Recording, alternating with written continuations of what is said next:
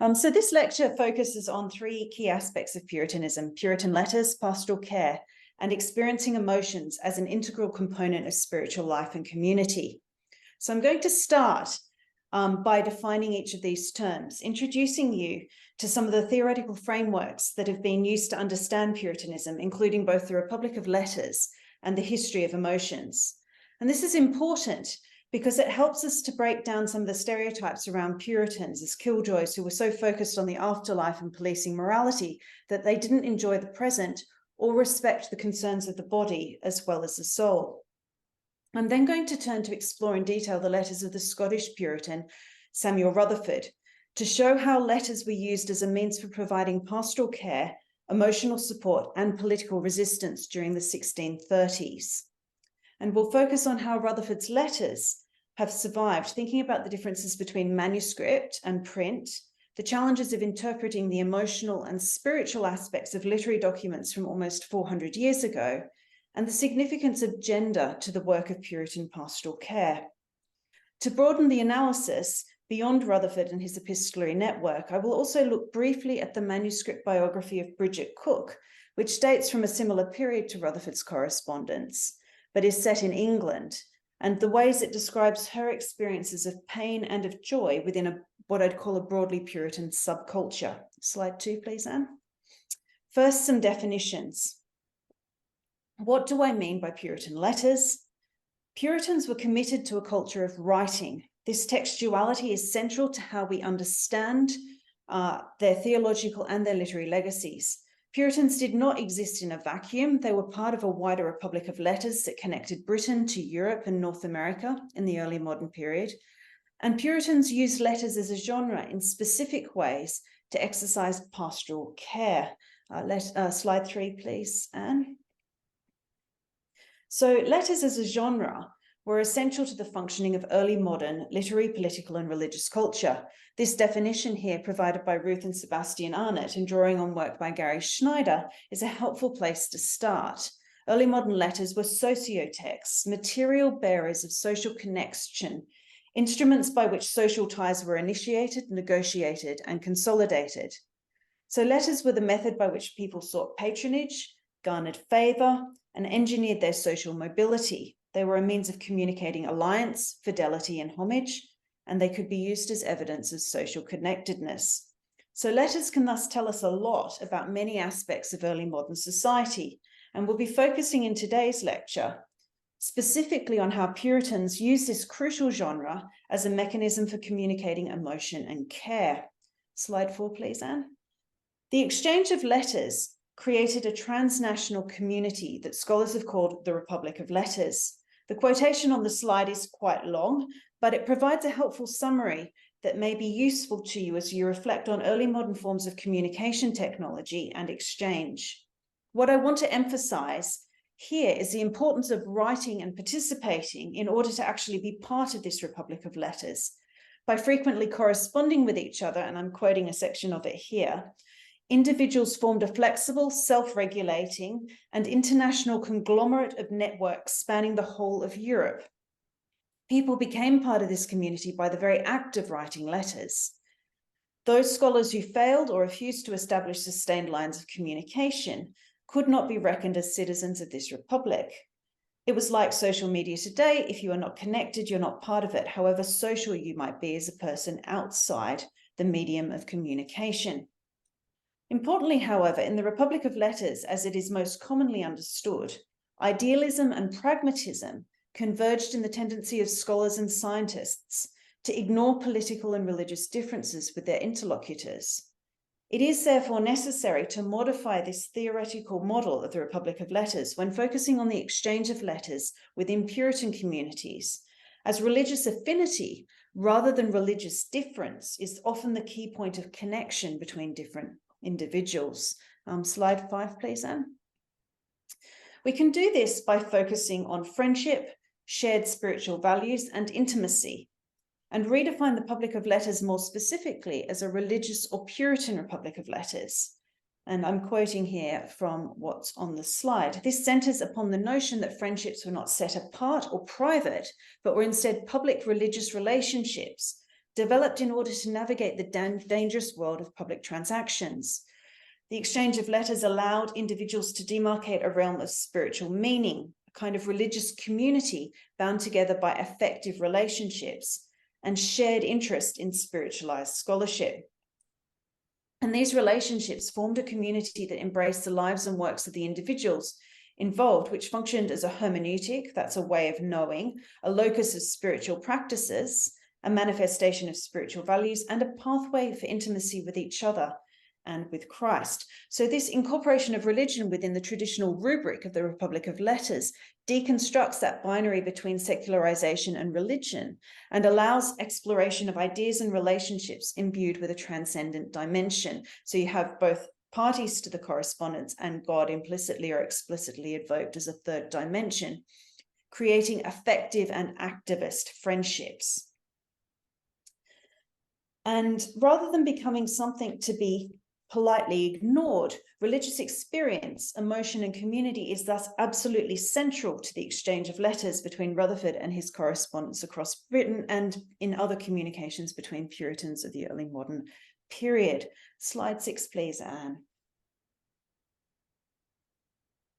One relatively recent development in historical and literary scholarship that helps us to think about these issues with clarity and sensitivity is the history of emotions. It's a rich, diverse, and expanding field of research that offers ways of recuperating how early modern individuals and communities felt and what it means for how we interpret the writings and other artifacts that they've left behind.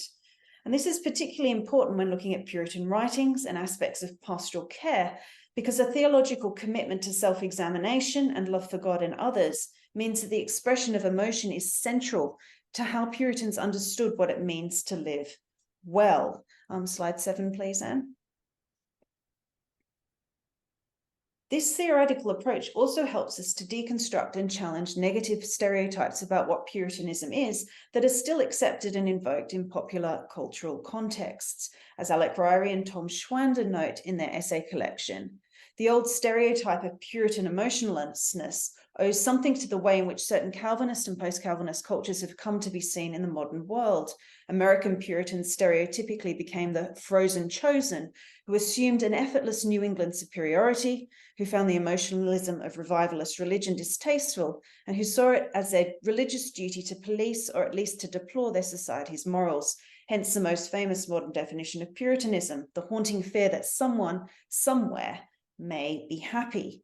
This is, in fact, very far from the central emotional experience and emphasis of many Puritan theologians and pastors in 17th century Britain.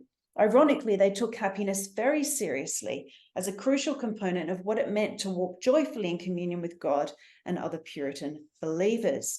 Slide 8, please, Anne. To provide just a few examples, when it comes to a study of hotter Protestant texts in the 17th century, Roberts argues, one is struck by repeated emphasis on happiness. Thomas Goodwin wrote of the happiness of the saints in 1683. Jeremiah Burroughs evaluated the rare jewel of Christian contentment, and Ralph Venning proposed a way to true happiness in 1654. For Venning, the pursuit of happiness was fundamental to his pastoral theology. What is significant, Roberts argues, is that this happiness was not solely reserved for the afterlife, but rather should characterize the experience of the godly in this one. Mais je pense pas que ça nous apporte quelque chose spécifique. Sure, I'll slow down. Yeah, absolutely. So we'll see this evidenced in the joyfulness of Bridget Cook despite physical pain, and in the way that Samuel Rutherford describes his almost ecstatic experience of the presence of Christ while imprisoned to his correspondence. Slide 9, please, Anne. Central to the exchange of letters between Puritan pastors and their congregants or other correspondents is the concept of pastoral care. Lucy Busfield has argued that there was significant potential for clergymen to exercise religious influence and agency with pious elites through intimate spiritual counseling relationships. Busfield traces what this looks like in several Protestant communities from the mid-16th to the mid-17th centuries. And if you are interested in pursuing some of the earlier Puritan history of pastoral care through letters further, then it's worth looking at her work, and I've linked that on the slide there. I define pastoral care as the intersection between structures of authority or cure, variously defined, and a responsibility to provide care for the souls and sometimes bodies of parishioners or congregants. Early modern pastoral care was personal and holistic, drawing on forensic and medical discourses, and administrative or bureaucratic. Both scenarios were dealt with on occasion through letters. Slide 10, please, Anne. We'll now turn to some specific examples and see how these elements of pastoral care, Puritan experience, and communication intersect in the letters of Samuel Rutherford, who's pictured there on the slide. A brief note on terminology. I'm sure you've covered some of the complexities involved in defining Puritanism in earlier conversations on your course. Here I'm using it broadly to describe the hotter sort of Protestant. And when looking at Samuel Rutherford under the label of Puritanism, I'm using Puritanism as synonymous with a range of other terms, including the godly, Covenanters, and radical Presbyterianism. And these latter two terms are especially relevant when thinking about Puritanism in a Scottish context. So born around 1600, Rutherford lived through and took part in some of the most tumultuous events in 17th century Britain. He died in 1661, just after King Charles II was restored to the throne. Indeed, if Rutherford hadn't died naturally, he would most probably have been executed. He was at various times Regent of Humanity at the University of Edinburgh, a parish minister at Anworth, a prisoner for religious nonconformity in Aberdeen, a professor of divinity at New College, St Andrews, and one of the Scottish commissioners to the Westminster Assembly of Divines, which was tasked with redesigning the church in England, Scotland, and Wales during the 1640s. So Rutherford's influence extended significantly beyond Scotland, throughout Britain, indeed into Europe. However, Rutherford's best known today for two things: his inflammatory treatise Lex Rex, or The Law and the Prince, published in 1644, which defended armed resistance to King Charles I, and his extraordinary letters. Robert McWard, Rutherford's friend and biographer, first published these letters as Joshua Redivivus, or Mr. Rutherford's Letters, in 1664, so just a few years after his death, and it's the letters that I'm focusing on today. Slide 11, please, Anne. Rutherford's letters cemented his reputation. They've had an extraordinarily successful career in print. By the end of the 20th century, there were more than 60 British editions and reprints, 15 American editions, 15 Dutch editions, and 4 in German. Though some are complete and others are anthologies or collections, this publishing history, I think, gives some idea of the popularity of the letters of this Scottish Puritan in a range of European languages. And the letters have appealed to people from a wide range of backgrounds and even established Rutherford as something of a mystic. And this quality is not usually associated with 17th century Scottish Presbyterianism. The English Puritan Richard Baxter and the Victorian Baptist minister Charles Spurgeon both praised the volume as a classic of evangelical piety, and it's continued to maintain a reputation within certain religious circles till today. However, I think this popular and pious reception has also blunted the sharp political edge and rapturous emotionalism of the letters in their original context. Rutherford used language in an extravagant and powerful way that was designed to impact the minds, hearts, and behavior of his correspondents. And recent work on performance has tried to recreate, for example, what it would have been like to watch Shakespeare's plays in a late 16th century theatre in London, or what kinds of distractions, such as barking dogs, might have disturbed a congregation listening to the preacher John Donne at St. Paul's Cross. And part of what I'd like to do today is think about the effective impact that Rutherford's letters would have had on the people who originally received them. The lack of manuscript letters in Rutherford's own hand raises certain problems when trying to establish the material and editorial history of his correspondence. However, I don't want to dispute the basic authenticity or reliability of the text of the letters as they've been preserved.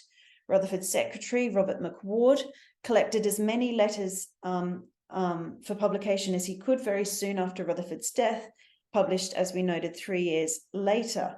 There's also evidence that handwritten copies of the letters were being passed around in manuscript well before this, i.e. during Rutherford's own lifetime. Johnston of Warriston recorded in his diary in 1652 that I found much life and love in Mr. Samuel Rutherford's letters, written when he was banished to Aberdeen.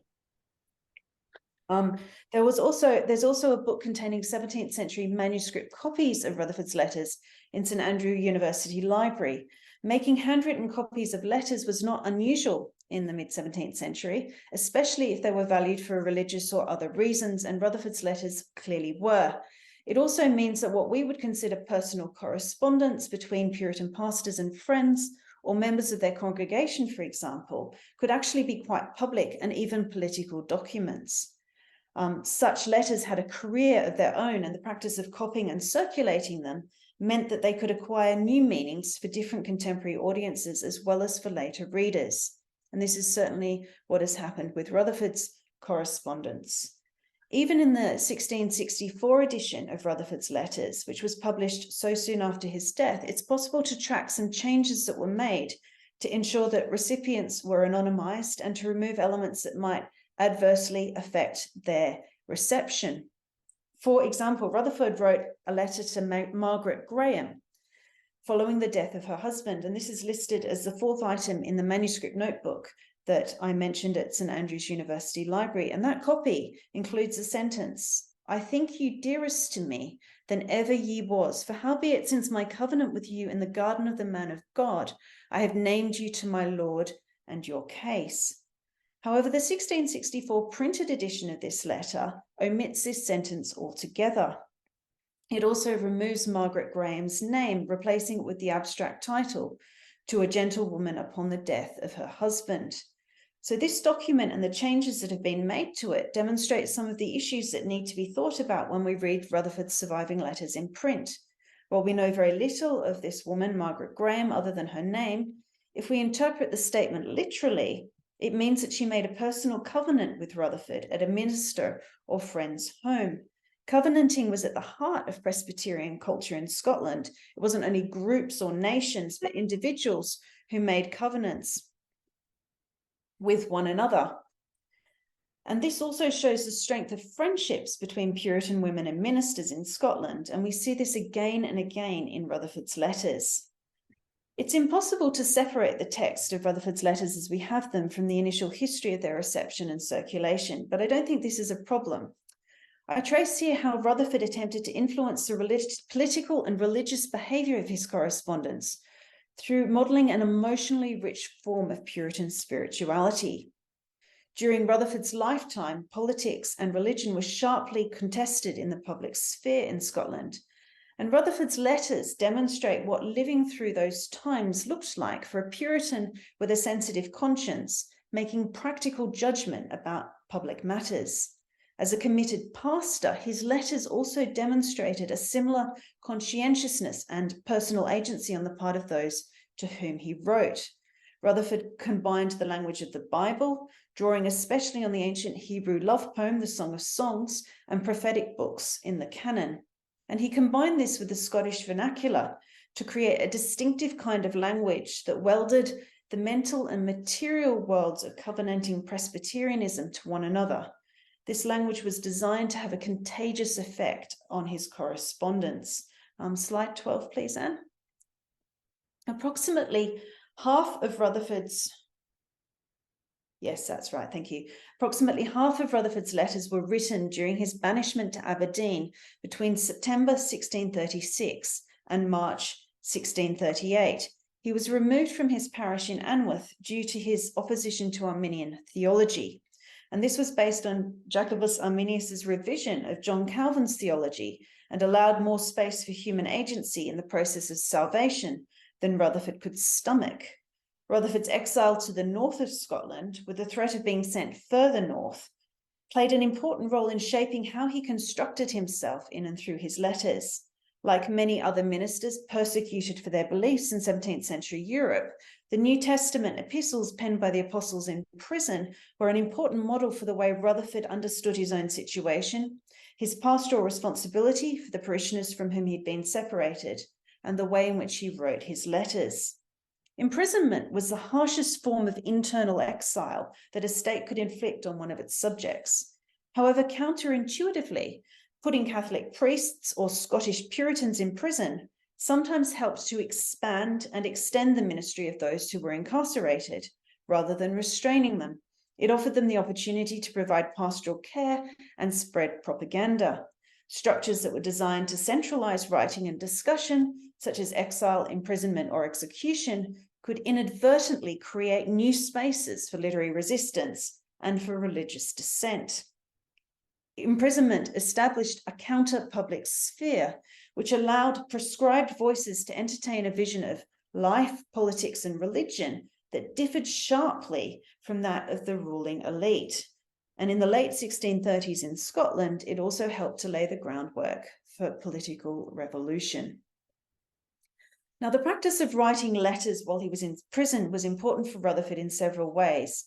It helped him to deal with his frustration at no longer being able to preach regularly, and he wrote to William Gordon on 20th of February 1637, and this is the first quotation on the slide here. "He hath made my congregation desolate and taken away my crown, and my dumb Sabbaths are like a stone tied to a bird's foot that wanteth not wings. They seem to hinder me to fly."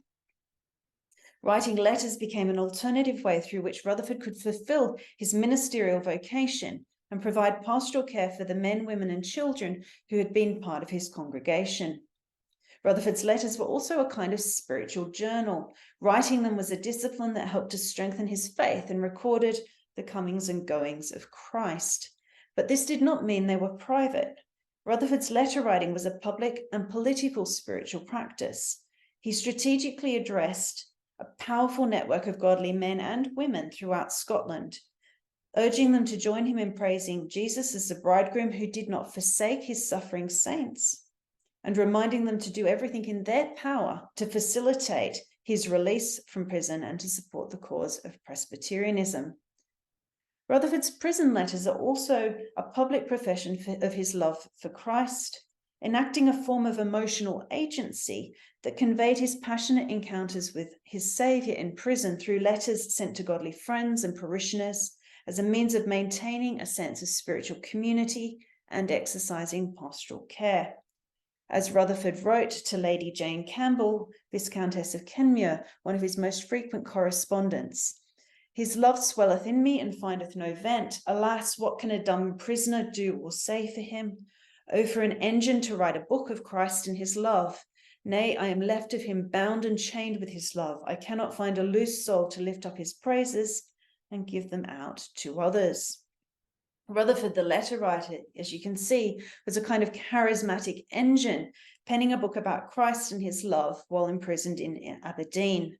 And letters were crucial to enabling committed Puritans like Rutherford to encourage one another, to disseminate news, and to ensure that fellowship and communication was maintained during periods of state persecution.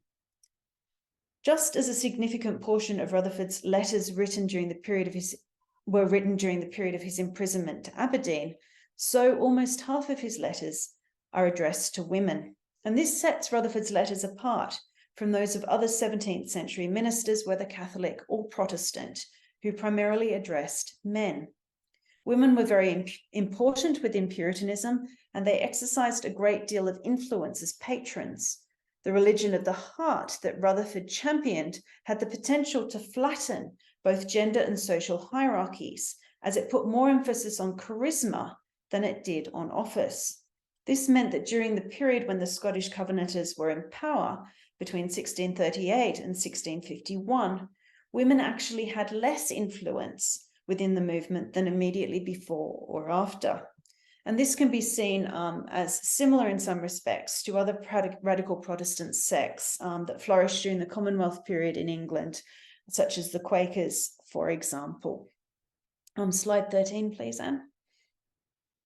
So this emphasis on charisma and the authority it bestowed on women within the context of the conventicle, rather than in more formal meetings of the state church, is important to understanding the kind of spiritual fellowship that Rutherford sought to nourish and enjoy with women through his correspondence.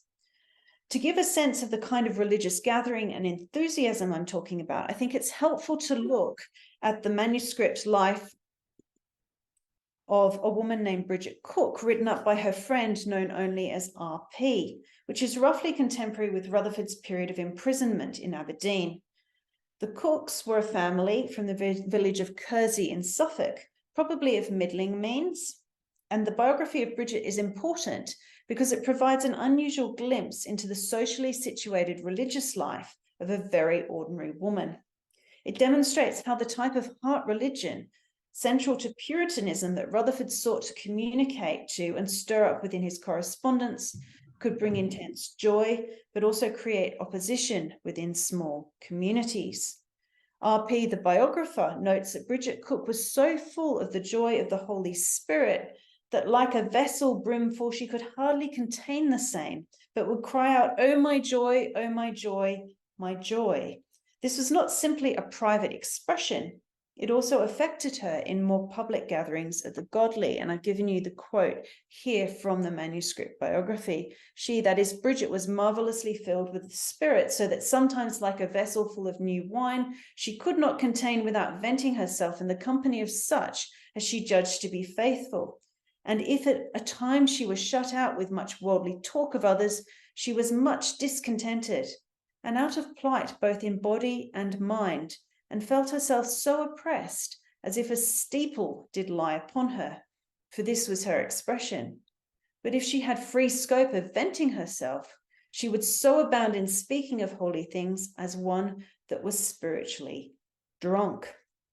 So this spiritual rapture, the desire to communicate it, and the way it underwrote female authority and close relationships with other godly men and women is very similar, I think, to the type of experience that Rutherford missed when he was imprisoned, and which he sought to recreate in part through the exchange of letters. Now, Bridget Cook operated loosely within the parameters of the Church of England under Archbishop Laud. She needed a place to find emotional relief for her intense spiritual feelings, and gatherings of the godly in her local community provided her with the opportunity to do so. It also gave her a degree of influence and status. She was known for her godliness and her powerful prayers, but she also antagonized those who engaged in worldly talk. RP's life demonstrates how some of the fault lines of the English Civil War would later play out at the most local level in English communities. The imprisoned Rutherford was unable to preach or to meet in such godly gatherings, and he was deeply frustrated because his usual methods for venting or communicating his rapturous experience of the love of Christ were no longer open to him. And this, more than anything, I think, explains the large number of letters he sent while in prison. Separation from his godly friends and congregation made his exile in Aberdeen deeply painful. Fellowship could only be maintained by letters. And when few came, Rutherford was very hurt. There's a reciprocity, although we only have the letters Rutherford sent. You can see some evidence of how much he appreciated receiving letters and was grieved when they didn't come. The energies released by this culture of spiritual ecstasy, which Puritans nourished via epistolary correspondence, were also a highly politicized form of engagement. Rutherford's prison correspondence was a love letter to Christ, but many of his letters were also shrewdly addressed to nobles and ministers with influence all over Scotland, demonstrating the astute and vigorous lobbying to which Rutherford and other radical ministers were committed. Rutherford's letters capture the religious anger, emotional ecstasy, and vision that drove the Scottish Revolution. Rutherford's effective communication of emotion in his prison letters, fusing biblical rhetoric and the Scottish vernacular, unifies this indignation, ecstasy, and vision in what I describe as a consummate rhetorical performance that sought to inform and infect the consciences of his recipients and persuade them to continue to support the covenanting cause and to persevere in the practice of heart religion. However, I don't want to suggest that this indicates a lack of pastoral care or personal concern for the individuals he wrote to. Rutherford's varied forms of address and the different ways in which he signed off his letters demonstrate his sensitivity to the status of his recipient, their gender, and the intimacy of his relationship with them. While a clear sense of the authority bestowed by his ministerial calling did not remove his respect for the Scottish nobility, his urgent pastoral concern for the souls of the highest as well as the lowest amongst his parishioners and correspondents meant that he exercised considerable freedom of speech where he felt there was need. And he also encouraged women to honour God above their male relatives at points where spiritual and patriarchal authority structures were in conflict. Slide 14, please, Anne. And I'm going to explore several concrete examples to show how the letters enact the kind of rhetorical performance that I'm arguing they embody, a fusion of thought and feeling in a type of Puritan spirituality that was both passionately felt and which compelled individuals to public, often political action. So Rutherford wrote from Aberdeen to his dear brother, Robert Gordon of Knockbreck, who lived in the parish adjoining Anworth and attended the 1638 Assembly of Glasgow, as a commissioner from the Presbytery of Kirkcudbright. And this is a citation on the slide. How blind are my adversaries who send me to a banqueting house, to a house of wine, to the lovely feasts of my lovely Lord Jesus, and not to a prison or place of exile. Why should I smother my husband's honesty or sin against his love, or be a niggard in giving out to others what I get for nothing? Brother, eat with me and give thanks. I charge you before God that you speak to others and invite them to help me praise. And Rutherford signs himself off, your own brother and Christ's prisoner. And later, Rutherford shares with Gordon his concerns about certain members of his parish at Anworth, which demonstrates his close and detailed knowledge of their individual situations and his fear that they may have been starting to forget their exiled minister. Remember my love to GM, desire him to be faithful and to repent of his hypocrisy, and say that I wrote it to you. I wish him salvation. Write to me your mind anent CE and CY and their wives and IG or any others in my parish. I fear that I am forgotten amongst them, but I cannot forget them. There's a clear sense here that Rutherford's trying to maintain his pastoral role in terms of advice, surveillance, and accountability remotely. And Robert Gordon is invited to act as a kind of proxy for his imprisoned pastor through a form of epistolary ventriloquism. Say that I wrote it to you, Rutherford writes. Slide 15, please, Anne. Rutherford's mode of address to his reverend and dearly beloved brother, Robert Blair, is one of solidarity, even empathy, as he subscribes himself your brother and fellow prisoner. And Rutherford's here identifying himself with his correspondent Blair's prior experience of suffering for the cause of Puritan commitment. Blair had been deposed twice from his ministry in Ireland, and he'd also tried to travel to the New World, partly to escape arrest. And Rutherford writes, I'm here, a prisoner confined in Aberdeen, threatened to be removed to Caithness because I desire to edify in this town, and am openly preached against in the pulpits in my hearing, and tempted with disputations by the doctors, especially Dr. Robert Barron. Yet I'm not ashamed of the Lord Jesus, his garland and his crown. I would not exchange my weeping with the painted laughter of the 14 prelates. Rutherford communicates his sense of geographical, spiritual, and political isolation here, as he fears that attempts will be made to move him farther from his pastoral charge and the sentence of influence in Scotland. Aberdeen's already pretty far north in Scotland, but his presence there is seen as problematic, an intransigent embodied fact that provokes controversy, both from the pulpits as he listens to sermons by other clergymen and in religious debates. In this highly politicized space, Rutherford aligns himself with Jesus, implicitly invoking a lengthy history of apostles and martyrs through his use of the Pauline phrase, I am not ashamed, in opposition to the painted laughter of the bishops. His weeping is a marker of authentic emotion and spiritual suffering, in contrast with painted laughter, suggesting a false joy and hypocrisy on the part of those like Dr. Robert Barron, who supported King Charles I's vision for the Scottish Church. I'll give one more example of how Rutherford's language in his letters poetically fuses his personal spiritual experience with biblical prophecy and the fate of the Scottish Church to shape both the effective and practical behaviour of a correspondent. In this instance, he's writing to Elizabeth Melville, Lady Culross, who was the first Scotswoman to see her poetry printed. But it wasn't until 2002 that a large amount of her poetry, almost 3,500 lines written in a manuscript, was rediscovered amongst a manuscript of Robert Bruce's sermons in New College, Edinburgh. Lady Culross was a committed Presbyterian and a patron of radical ministers, so her correspondence with Rutherford can be fit into a history of such Puritan interactions, most particularly with John Livingston. Slide 16, please, Anne. Perhaps Rutherford's awareness of his correspondent's poetic skill and sympathy prompted him to use a heightened form of expression in this letter to Lady Culross. I see grace groweth best in winter, this poor persecuted kirk, that's the Scottish term for church, this lily amongst the thorns shall blossom and laugh upon the gardener. The husbandman's blessing shall light upon it. And yet in all this fair hot summer weather, I am kept from saying, it is good to be here with my silence and with grief to see my mother wounded and her veil taken from her. I pray you, madam, let me have that which is my prayer here, that my sufferings may preach to the four quarters of this land. This passage is packed with images, but some of the most important are taken from the Song of Songs. And Rutherford draws upon this ancient love poem to think about the relationship between the believer's soul and God, and the relationship between the church. Often in his letters, this refers specifically to the Scottish church and Jesus.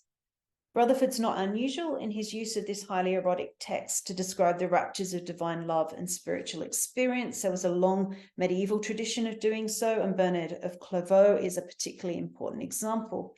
During the 17th century in Britain, many commentaries were written on the Song of Songs, unpacking in creative ways the political and emotional resources of its imagery. One consequence of this is a feminization of the male writer or speaker or cleric, who takes the role of the bride in such imagery in relation to the male figure of the bridegroom, who is figured as Christ. And another implication is the imagery can seem forced or odd to contemporary readers, particularly when Rutherford is using it, as he tends to push the biblical metaphors to their limit and combine them with an earthy Scottish idiom. And if we have time, I'll look at some examples of this later when thinking about how Rutherford uses letters as a form of pastoral care. The images in this particular letter are fairly typical of how Rutherford and others use the Song of Songs.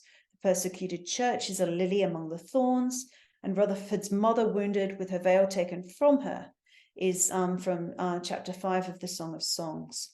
Rutherford's personal suffering and is here conflated with his grief for the Scottish church, and he pleads with his correspondent, Lady Culross, to help his prayers and sufferings preach to the four quarters of Scotland. Now, of themselves, such impassioned rhetorical performances, specifically designed to appeal to the hearts, minds, and consciences of a broad network of godly men and women throughout Scotland, did not precipitate revolution, but they exposed the complex intersections between an experimental theology of the Holy Spirit, heart religion, and the public practice of an ecstatic and biblical spirituality nourished in covenanting friendships, conventicles, and other gatherings that created a political, cultural, and religious space for the success of Puritanism. The contagious spirituality modeled in Rutherford's prison letters were a crucial ingredient in this heady cocktail. Slide 17, please, Anne. So Puritans have been defined succinctly as the hotter sort of Protestant. Pastoral care for ministers within this tradition in 17th century England and Scotland involved giving detailed attention to the mind, body, and feelings of their parishioners.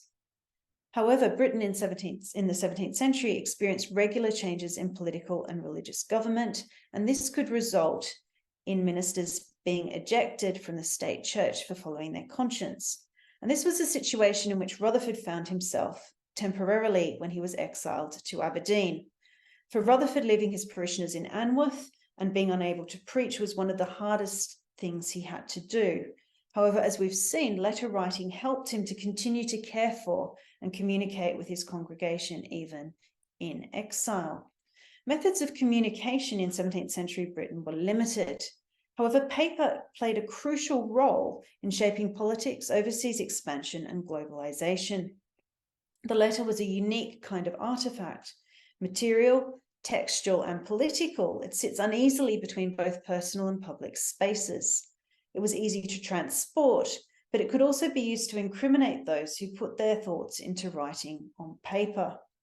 It was a risk Rutherford was prepared to take because, as he wrote to one correspondent, my dumb Sabbaths stick in my throat. His letters show the gospel passion, pastoral experience, scholarly learning, political influence, and emotional rapture for which he's become known. And in the final part of this lecture, I want to think more specifically about how Rutherford is using letters to provide pastoral care. He addressed the physical, spiritual, and emotional and intellectual needs of his correspondence as an integrated whole. Balancing thought and emotion can be tricky, but Rutherford tries to do this in the way he writes, aiming at the conversion and transformation of both the minds and hearts of those who received his letters. So I'm using the term pastoral care to explain or explore this holistic approach, and it consists of religious, philosophical, and scientific forms of therapy, the complex relationships between theories of providence, illness, and medicine that intersect in the experience and treatment of mental and physical pain, made it difficult to distinguish medicine as a distinct and separate way of talking and acting in 17th century Puritanism. And this is partly because the pastor was understood to be a physician of both the body and the soul, and the relationship between religion and healing is complicated. So it's worth just reflecting on that kind of fluidity, I suppose, between the professional identity of minister and doctor in the 17th century and the way this can overlap and cross-pollinate in the language of the letters.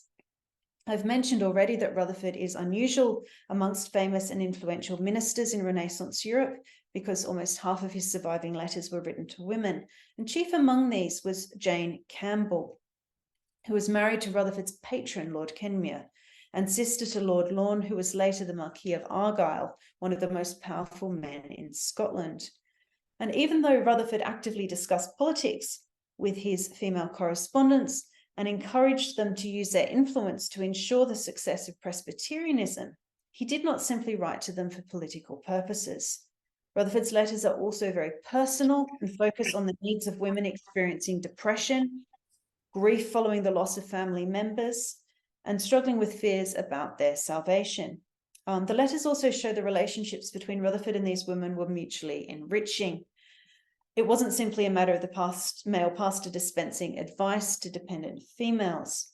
And indeed, this interdependency between Presbyterian ministers and godly women opened them up to the abuse of Episcopalians, those who supported bishops, who accused them of subverting the existing social order and gender hierarchy for the benefit of their religious faction. Puritanism could be destabilizing in multiple ways. And this reciprocity can be seen very clearly in Rutherford's letters to Lady Kenmure, with whom he enjoyed a long and close friendship. And I'm going to focus on one of his earliest surviving letters to her following the death of her child, because it evidences important aspects of Rutherford's approach to pastoral care. Many of Rutherford's correspondents formed a close-knit group, so they knew one another, and they were united by a political and emotional commitment to an intense form of Puritan fellowship. On the 25th of April, 1634, Rutherford wrote to a mutual friend, Marion McNaught, and this is the first citation on the slide: "Know that I have been visiting my Lady Kenmure. Her child is with the Lord. I entreat you visit her, and desire the good wife of Barcapple to visit her, and Knockbrex, if you see him in the town. My lord, her husband, is absent, and I think she will be heavy. Rutherford's made a pastoral visit following the death of Lady Kenmure's child. So this is before he's exiled to Aberdeen in terms of pastoral care for his parishioners. He now writes to ensure that she will receive visits from other like-minded spiritual friends, including McNaught, the good wife of Barcapple, and Knockbrex." Rutherford wrote a pastoral letter directly to Lady Kenmure, seeking to comfort her 4 days later. And in recognition of her role as the wife of his patron, he begins "all submissive and dutiful obedience in our Lord Jesus remembered." But his language rapidly shifts to the mutual solidarity of fellow disciples and grievers. He writes, I trust I need not much entreat your ladyship to look to him who hath stricken you at this time, but my duty, in the memory of that comfort I found in your ladyship's kindness when I was no less heavy, in a case not unlike that, speaketh to me to say something now. Rutherford reminds her of her generosity to him in a similar situation and grounds his own letter in their shared grief and need of comfort. I wish I could ease your ladyship, at least with words, he writes. Recognizing his own inadequacy, Rutherford points her to the divine helper. I am persuaded your physician will not slay you, but purge you. And here we have that mixture of medical and spiritual terminology. He calleth himself the chirurgian, which is an older form of an archaic form of the word for surgeon, who maketh the wound and bindeth it up again. For to lance a wound is not to kill, but to cure the patient. And here a contemporary medical reference becomes a metaphor for the refining providential work of God. The biblical reference to Deuteronomy 32:39 makes this clear. See now that I, even I, am he, and there is no God with me. I kill and I make alive. I wound and I heal. Neither is there any that can deliver out of my hand. Slide 18, please, Anne. Rutherford encourages Lady Kenmure. I believe faith will teach you to kiss a striking Lord, and so to acknowledge the sovereignty of God in the death of a child, to be above the power of us mortal men, who may pluck up a flower in the bud and not be blamed for it. And Rutherford's developing his argument here by way of analogy, and these analogies are usually drawn from scripture, but he also elaborates on them through references to the mundane activities of daily life, such as going to market. And I've given you the reference in that second quotation there, where he talks about how others come slipping into the market and do neither sit nor stand nor buy nor sell, but look about them a little and pass presently home again. And these are infants and young ones who end their short market in the morning and get but a short view of the fair. Rutherford focuses on the eschatological dimension of biblical doctrine, that is, thinking about life in the light of eternity, and its sanctifying, purifying, and comforting implications. He exhorts Lady Kenmure to see each cross as a messenger of the Lord, to try what the taste of the Lord's cup that you may grow thereby. And he figures God as a husbandman who hath lopped off some branches already. And he concludes, it's easy to think in this sort of lengthy set of analogies and theological references that Rutherford's losing the personal in biblical generalizations about human experience. Lady Kenmure has just lost a child, but I think it's important to remember the interpersonal context of this exchange. Most of Rutherford's own children died young, and he'd lost his first wife several years earlier to an illness that involved excruciating pain. So he's writing with sympathy here to Lady Kenmure. He says, all these crosses, and indeed when I remember them, they are heavy and many. Peace, peace be the end of them. Pastoral care for Rutherford involves presenting what he believes to be divine truth as a way of coping with the disabling impact of grief. So he emphasizes several key doctrines, such as God's sovereignty, that is his right to do as he chooses, and his control over events. He also emphasizes her duty to submit and the sanctifying effect of responding appropriately to God's providence. And the hope of glory, one day she will grow as a palm tree on God's Mount Zion. Rutherford concludes his letter with a disarming acknowledgement of his own human inadequacy. And this is the last quotation on the slide. This is all I can do, to recommend your case to your Lord, who hath you written upon the palms of his hand. If I were able to do more, your ladyship may believe me that gladly I would. I trust shortly to see your ladyship. Could I have slide 19, please, Anne? The strain of pursuing a life of zealous godliness could take a physical toll when disciplines such as fasting and prayer were pursued too vigorously. And this was a real concern to Rutherford. He writes to Marion McNaught, one of his closest friends, Dear mistress, buy none of Christ's delicate spiritual with sin or with fasting against your weak body. Remember you are in the body, and it is the lodging house. It is a fearful sin in us by hurting the body by fasting to loose one stone, if the house is not our own. Rutherford's here thinking about the importance of stewarding the body because it's a temple of the Holy Spirit, which helps to explain his references to stones and timber. Just as he cares passionately about the condition of the church, he's also concerned about the material conditions that underwrite the spiritual and political activity of his friends and fellow activists. In today's language, we might say that Rutherford's concept of pastoral care here involves a basic attention to self-care. However, I think it's also important to remember that the past is a foreign country. They do things differently there. And it's important to remember this as we think about the emotions of people who lived almost 400 years ago. Empathy is crucial, especially when thinking about issues such as parental grief following the death of a child. And the challenge is trying to avoid what E.P. Thompson called the enormous condescension of posterity. While still recognizing that people did do things differently in the past, we can't recreate it in whatever form we like. And one of the biggest challenges for modern readers of Rutherford's letters is his enthusiastic use of erotic imagery drawn from the Song of Songs. When he's describing his own spiritual rapture, it's not so far off some contemporary forms of ecstatic expression. But in the context of providing pastoral care, it can seem strange, inappropriate, and insensitive. Slide 20, please, Anne. For example, Rutherford writes to Lady Kenmure just after her husband has died. So oft as I call to mind the comforts that I myself, a poor friendless stranger, received from your ladyship here in a strange part of the country, when my lord took from me the delight of mine eyes, as the word speaketh, which wound is not yet fully healed and cured, I trust your Lord will remember that and give you comfort now at such a time as this, wherein your dearest Lord hath made you a widow, that ye may be a free woman for Christ, who is now suing for marriage love of you.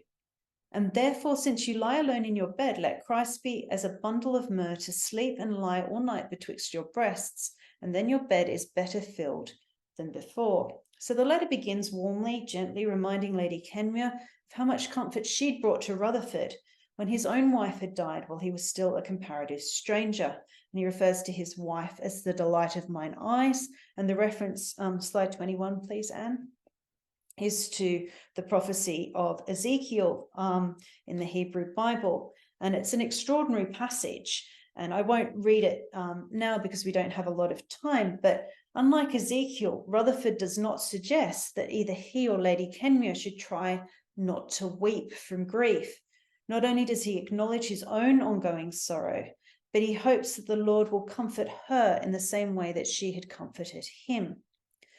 However, Rutherford then shifts to using imagery from the Song of Songs, and the erotic scriptural imagery undercuts rather than supports his attempt to provide pastoral care. It might be worth going back just to that quotation and from the letter. I think it's 1 or 2 slides back. That's it. No, 1 slide back, sorry. So 1 on. That's it. Thank you.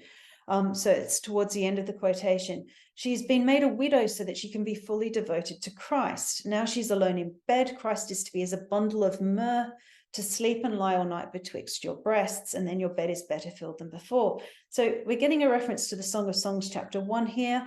And the case can be made that for 17th century Puritans, the erotic language of the Song of Songs was so thoroughly absorbed into the divine romance between the believer and Christ, or Christ and the church, that its erotic residue no longer registered, really. However, Rutherford's here connecting the scriptural text with Lady Kenmure's recently emptied marriage bed and writes intimately of her body. We don't know how she felt about this aspect of the letter, but it's one of Rutherford's less successful rhetorical attempts to use a biblical text to provide pastoral care. It's important to note, though, I think, that Rutherford's use of this image was not limited to women. He writes, for example, in similar terms to William Semple of Fulwood, "Oh, that my adversaries knew how sweet my sighs for Christ are, and what is it for a sinner to lay his head between Christ's breasts and to be head and ears over in Christ's love." As you can imagine, critics and commentators over the years have created various psychological and gendered readings based on these images. I don't intend to rehearse these for you. However, I do think there are some key reasons why the Song of Songs was a central text for Rutherford and for many Puritans in Britain during the 17th century. It's a text that communicates desire of the bride for the presence of the bridegroom, of lovers for each other's bodies, even if erotic meanings remain residual for early modern readers. It was a mark of those who had been, desire for God was at the heart of both Puritan and covenanting spirituality. And I think this is a really important point. It was a mark of those who had been chosen by God from eternity. Amidst so much human chaos in 17th century Britain, people longed for something that was secure and satisfying. And the Song of Songs gave them a legitimate way to express this desire. What better opportunity to talk about desire than that authorized by Scripture? And could you skip to the second last slide now, please, if that's all right? That's one, thank you. And the romance genre was also popular in 17th century Britain, and it's possible that the popularity of both the romance genre and the Song of Songs arose from what Elizabeth Clark has called an increasing sense of individual subjectivity that needed to be satisfied both in fiction and in spirituality, an empowerment of the individual that led to the mass political movements of the late 17th century. Perhaps it takes a literary text to capture the imagination of a culture in this way. Perhaps, but that's a provocation which this overview of Puritan letters, covenanting spirituality, and the history of emotions cannot adequately resolve, so I leave it for you to consider further. The last slide, please, Anne. I've drawn on a range of sources for this lecture, and the main ones are listed here in the references on this final slide. And these provide a great starting point for additional reading if you wish to do so. Thanks very much. Thank you.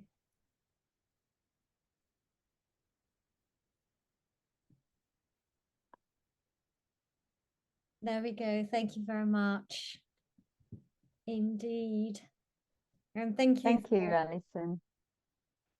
For talking Thanks us for putting through. the slide, Anne.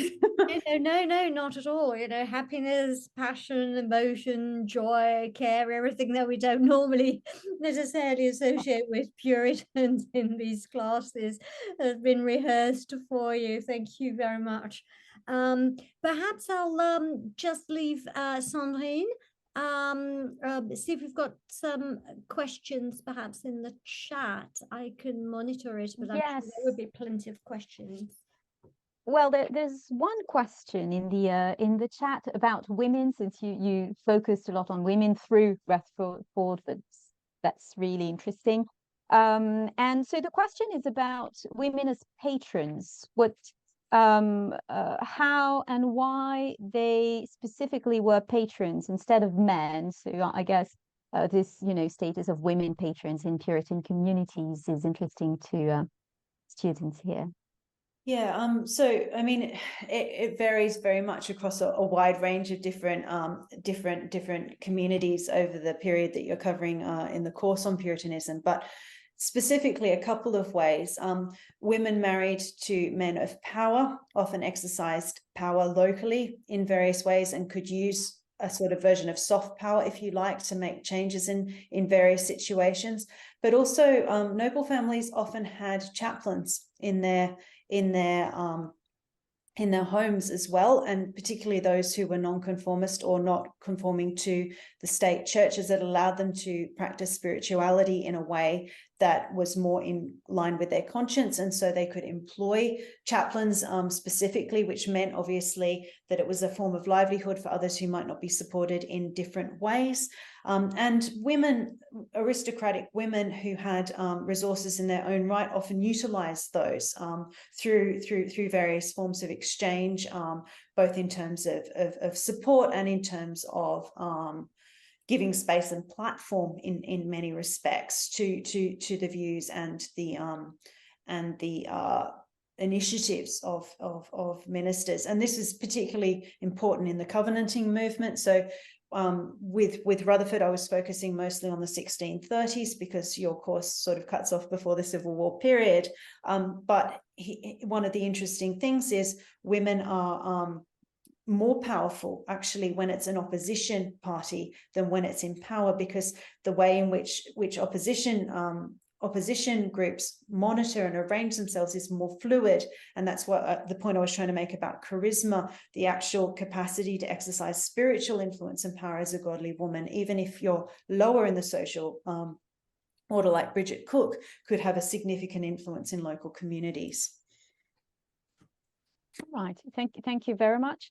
There's another question about you've talked of covenanters, etc. in Scotland, covenanting with one another.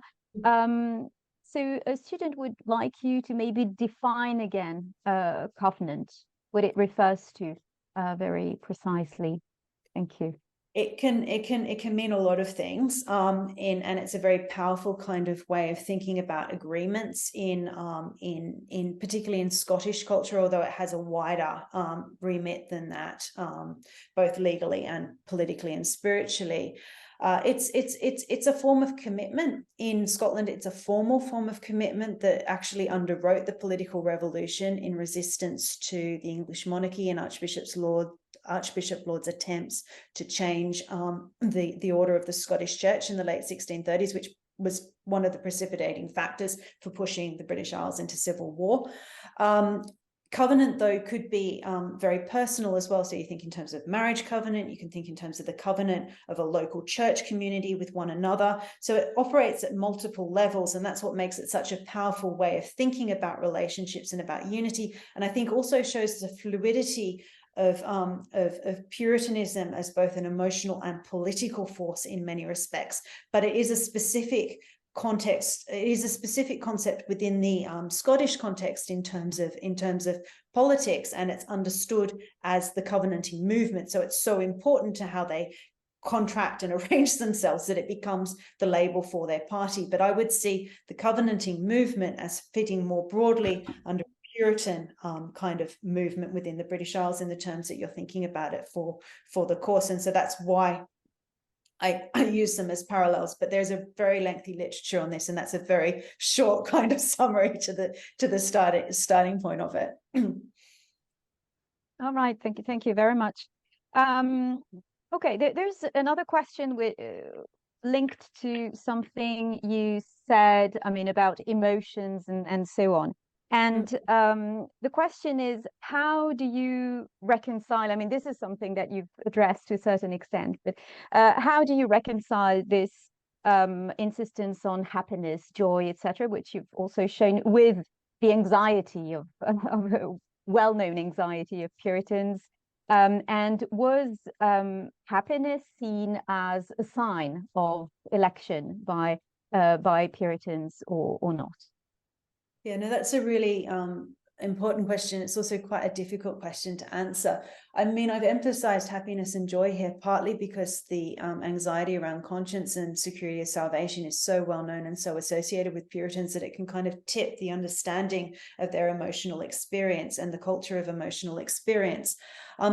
I don't think happiness or joy was seen as a necessary mark of salvation, because that would have made it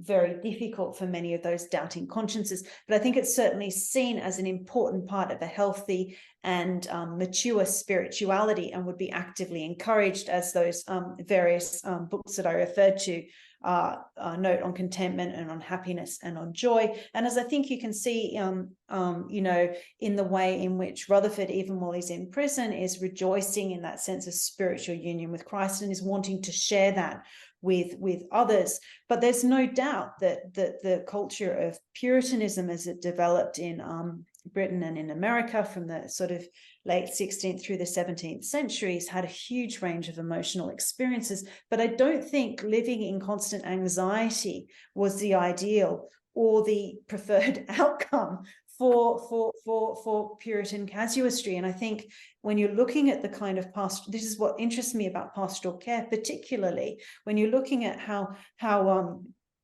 Puritan pastors cared for their congregants and parishioners. It's very much attempting to push them towards a sense of peace and calm. But there is a real joy, but joy in joy in one another. But there is a real recognition too of the tendency to melancholy and the way in which despair could operate. And I wouldn't want to minimize or pretend that that's not there. I just think that in terms of the scholarship on Puritanism and in terms of our kind of more popular understandings of Puritan emotional culture, that tends to be the emphasis, and it's a skewed emphasis. And I think it's important to see it in the round when we're thinking about how they experienced theological doctrine on the ground, as it were.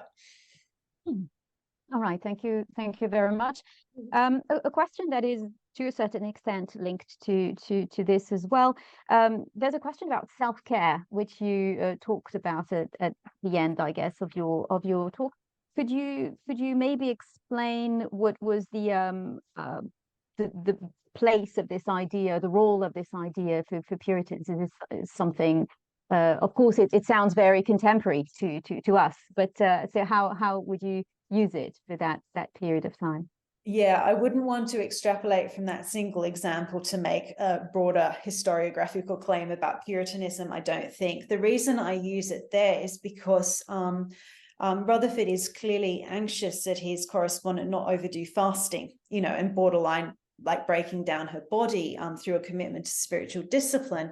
And so he's saying you need, it's sinning against your body. It's sinning against the created mandate if you don't take sufficient care to keep yourself alive and to make sure you're well. And obviously for him, it's also important that for the political success of the covenant is in Scotland, that the key supporters don't start dropping off, right, if they're not looking after themselves properly. But so I wouldn't want to say that that a commitment to self-care is a significant feature of Puritanism. What I was using that term for specifically there was to explain that in that context and in that particular exchange, I think that is what Rutherford is advising, but he's using it at a point where someone like this woman is not in danger of the sin of gluttony, right? So it's a tailored pastoral exhortation to her in the context of their personal friendship and exchange. Mm-hmm. All right, okay. Thank you.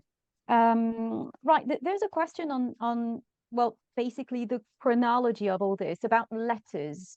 The question is, were letters exchanged between Puritans at all time during the period, even well, depending on the political context, really, and whether they were being persecuted or less persecuted than at other times.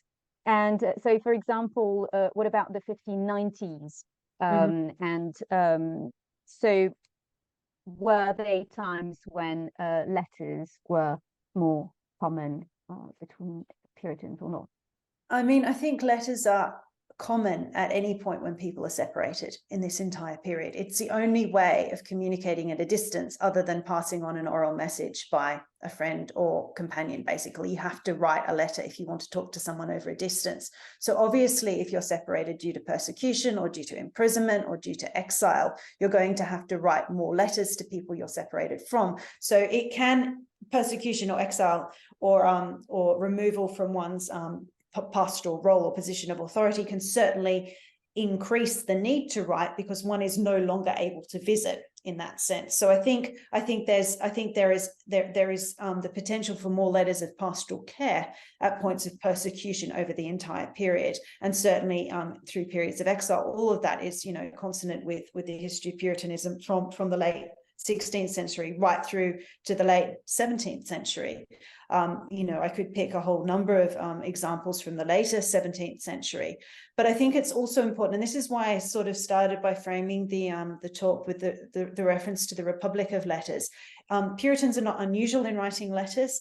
It's not only something that happens during times of persecution or times of crisis. In fact, to give another example, Richard Baxter, who is a minister at Kidderminster during the sort of 1640s and 50s, is sometimes writing to members of his congregation, even when he's in the same parish with them. And you can see that kind of exchange with Mary McNaught and Lady Kenmure around the loss of her daughter before he's imprisoned in Aberdeen. So I think it's worth recognizing that letters are like email or you know, they're the form of exchange. But you need to kind of separate between that form of exchange as a communication technology and then the specific purposes to which letters are put by particular communities or groups. And in a sense, I was trying to focus on what the letter is as a communication technology, because that's important and it's endemic across the period. But the specific use of it in this way as a form of pastoral care, and particularly the kind of language that Rutherford's using, is quite distinctive. All right, thank you very much. Well, to the audience, you're allowed to ask questions directly if you'd like to. I mean, just raise your hand, your virtual hand, of course. And but if I may, I have one question about, well, coming back to women, actually. You mentioned at some point that there was, or there might be, a conflict between the spiritual and patriarchal dimensions. Could you maybe elaborate on this, please? Sure. So the situation with the Covenanters in Scotland was putting aristocratic families in quite challenging situations, depending on who happened to be in power when. And so my you know, and Rutherford actively writes to both women and men in order to keep them faithful to the Covenanting cause in Scotland. And he has no qualms about emphasizing the priority of a spiritual commitment to covenanting above other considerations that might be more generally accepted as appropriate for the behavior of women in early modern Scottish society. So that commitment to both a particular understanding of religion as the ultimate claim of conscience on one's soul and body, as opposed to, you know, submission to one's husband or submission to a particular aristocratic structure of power. That's what I was talking about. So it's one of the points where, and it is picked up specifically by Episcopalian opponents as a feature of Presbyterianism, if you like, that, you know, these women and these godly ministers are disrupting the way things should be. And so it's kind of, I mean, it becomes much more prominent, obviously, in certain aspects of the Civil War period with women prophets and the ranters and so on. But I think there is a kind of the similar energy, if you like, that's underwriting that kind of culture of non-state church gathering and more informal gatherings, and the implications of that for the kind of action women might take. And it's a specific aspect of the way in which he advises and counsels his female correspondents. All right, thank you. So maybe a more general idea about this. What is your take on this historiographical debate about the relationship between women and Puritanism, and whether, you know, Puritanism reinforced patriarchy or on the other hand tempered patriarchy?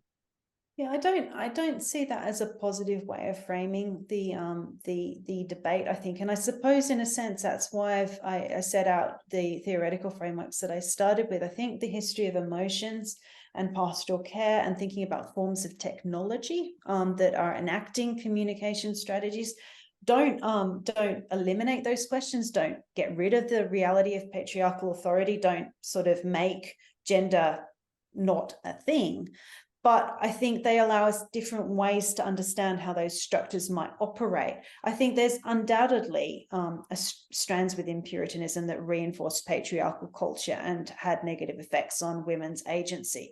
But you can say that about any large movement that's as amorphous as Puritanism, that extends across multiple national cultures for close to 2 centuries. Like, you know, there's going to be places where it creates space for women and allows for more agency and intellectual opportunities. And there's going to be places where, you know, I'm thinking about the witchcraft dimensions, if you like, where it can result in distorted forms of suppression.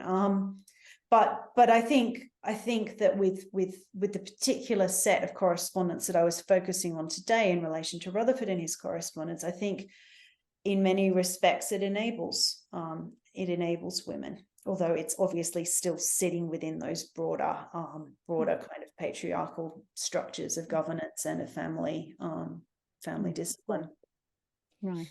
Thank you very much.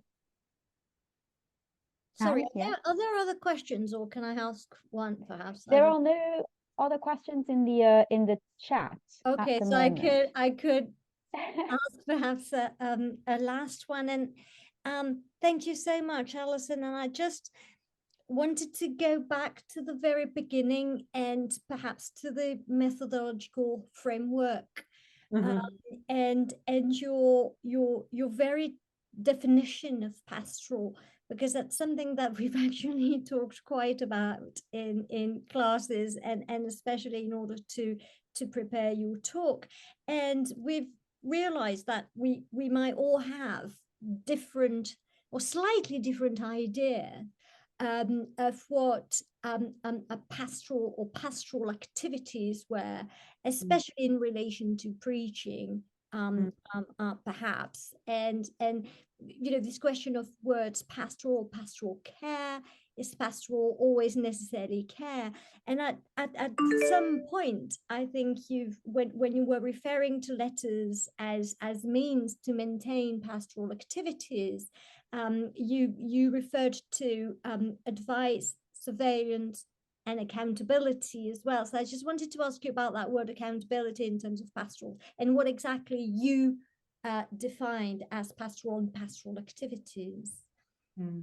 I would see pastoral and pastoral activities as different pastoral care. I think linking pastoral with care deliberately brings the concept into dialogue with a legacy we still have today in terms of thinking about pastoral care as part of educational provision and so on. So it's that broader kind of sense of care for those under, you know, who are your responsibility for one reason or another.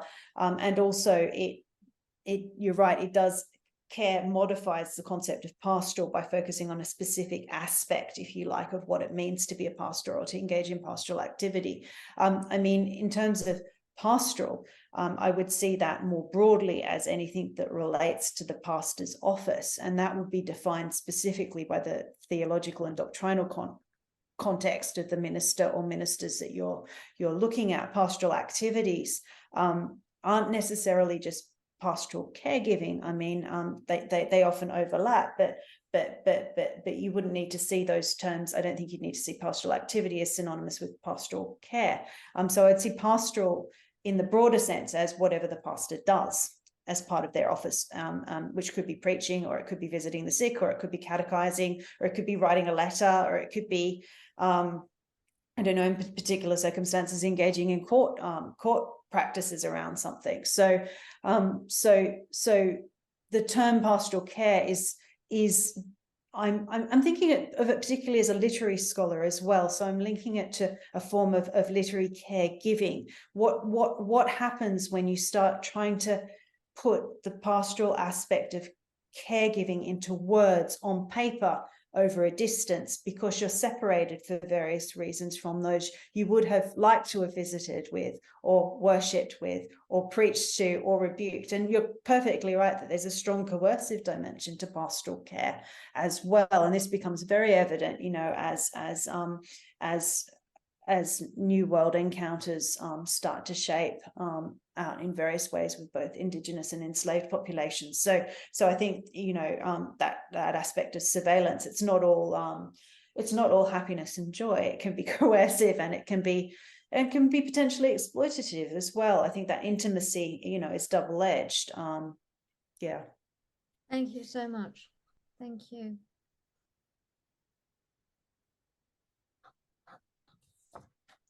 Right. Do we have a last question, or can we close the conversation here, since Alison?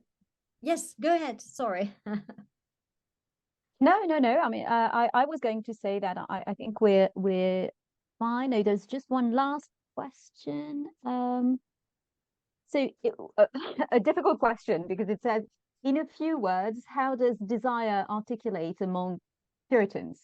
So in a few words, I guess it's going to be difficult, but maybe you can finish on that.